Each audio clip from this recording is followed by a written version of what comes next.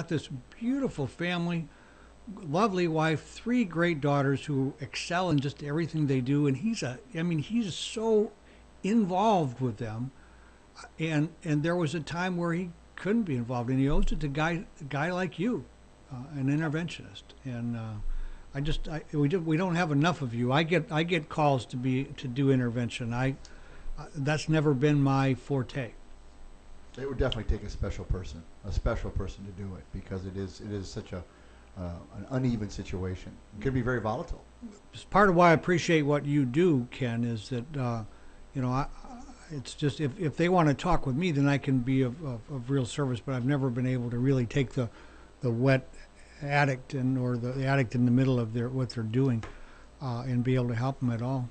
So do you have any idea of what makes some people prone to be addicts and others?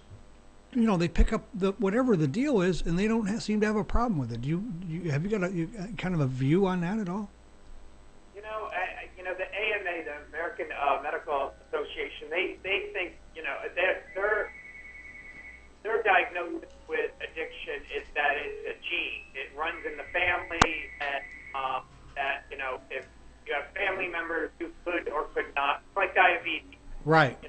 it's sent down in the gene, and I believe that. I mean, if I look into my family tree, I have a lot of different addicts out there that are, maybe some made it to recovery and some haven't made it to recovery. Right. So I do believe that. Well, it's in my family too. It's in my family too. I've heard that it often skips a generation. Yep. So, in your work, do you have a particular intervention model that you use that you could share with us? Well, I mean, we do mostly follow the Johnson model. Uh-huh. And that's the thing is there are no book cutters in this. When you're really trained as an interventionist, you may need to use the Arise model in different situations. So, you really need to get board registered and have the awareness of all different types of models, and then be able to reach from each one. And one of the things that I think is most important if you want to become an interventionist is that you're able to be quick on your feet and know when to push and when to pull back. Because Right. when you're working in the trenches like that, as you said, you don't want to push far where the person ends up going further into their disease and ends up committing suicide. That's not our goal. Our goal is to get them, into retreat and recovery so they could have that spiritual awakening and give them their life back. Absolutely. So, let's talk about Intervention 911. Intervention 911 is a website, intervention911.com. It's the name of your business, and you're based and located where? We have people all over the United States. So. Well, that's what I thought. But your location is where? You in Maryland? No, I'm in Los Angeles. Yeah, Tom had thought the phone number was in Maryland. At any rate, so you have qualified interventionists all over, so that if someone were to contact you with someone who's having a problem, you could make arrangements for an intervention for them. Yes, we have people all over the country that, depending on what they're dealing with, we find the most appropriate person that would fit that family's needs and get them out, to their location, do the pre-intervention, the family members, and then the intervention the following day. So the model you're using is kind of reminds me a bit of like Century 21, where there's a realtor in every town and they can hook you up with the best one. That same kind of concept. That's very cool that you're doing that. Yeah, because go ahead.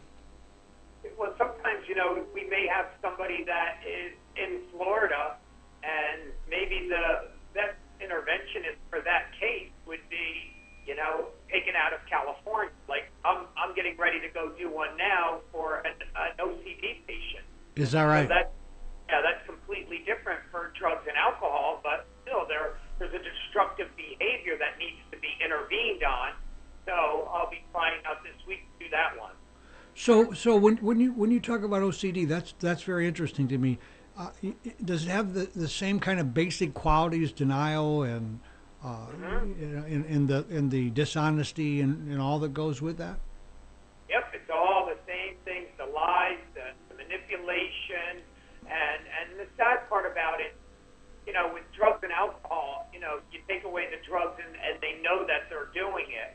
But with OCD, it's harder. It's a different treatment process for them. So there's, very far and few treatment facilities that can handle that. Right. That, but it is still life threatening. I mean, it gets to the point where some people feel like their food is contaminated and they won't eat it. And no matter what they do, well, I have to go buy the food at this time and place, and by the time they get it home, it touched something, and so they can't eat, and then they end up dying because of starvation. Starvation. Wow. How about bipolar? Do you see that kind of diagnosis a lot, and do you intervene in that at all? Yeah, and bipolar and other psychiatric issues are really the ones that are the most heartbreaking for me. Schizophrenic and things like that, because it isn't like they're doing a drug; it's just chemical imbalance within them. Right. When you turn up the heat and you say if you refuse to get treatment, then your family has no other choice but to do this, and this, which we create at the pre-intervention. They're sitting there saying, but I don't understand why. And, it just rips your heart out. They really don't. They don't get it. Right. But yet you still have to raise that bottom in order for them to want to change and get them to surrender to go to inpatient treatment, get the medication regulated, and get them healthy. I've had the opportunity to work with addicts that were both, that they had the bipolar thing going on, and also uh, the their primary addiction. And if it's really sad, because not only do they have to deal with, because the drugs for that aren't a science, they're really an art. It's trial and error, trying to come up with something Yeah. that works for them. And they have to work Yep. really hard at that and at their addiction program, whatever that might be. And it's a double whammy on them. It's very, very hard. So can we hear about a bottom, that the addict has to reach this place where they hit a bottom, they stop digging, they just had all they can handle, and then they go for help. And oftentimes we hear, if that doesn't happen, there's just no way they're ever going to get uh, clean and sober, or whatever the addiction might be. How can the family help them to raise that bottom to where maybe they don't need to lose everything? Maybe they don't need to end up living in the streets. Is that possible with the family? I mean, can they really be effective, Ken? That is the most important thing this world needs to be educated on, is that they, as the environment, have all the power in the world. They can make it happen. A great example on that is, I was trying to help a family regarding their loved one that had a drug problem, Uh huh. and the drugs were really getting bad, and the person, that their loved one, was a doctor. And I let them know, I said, most states out there have doctor diversion programs where they become part of this program, and they're able to be accountable to the program, and then they go into 12 steps, and it's a protocol that's laid out that keeps them, working a 12-step program of recovery, and helps them keep their license. As long Right. as they're compliant, they get to, keep their license. With pilots, there's a zero tolerance.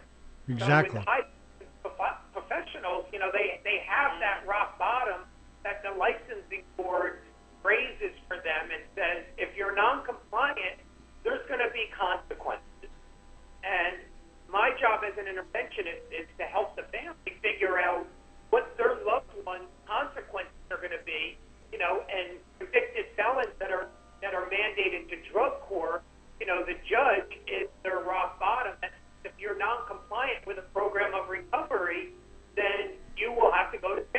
Right.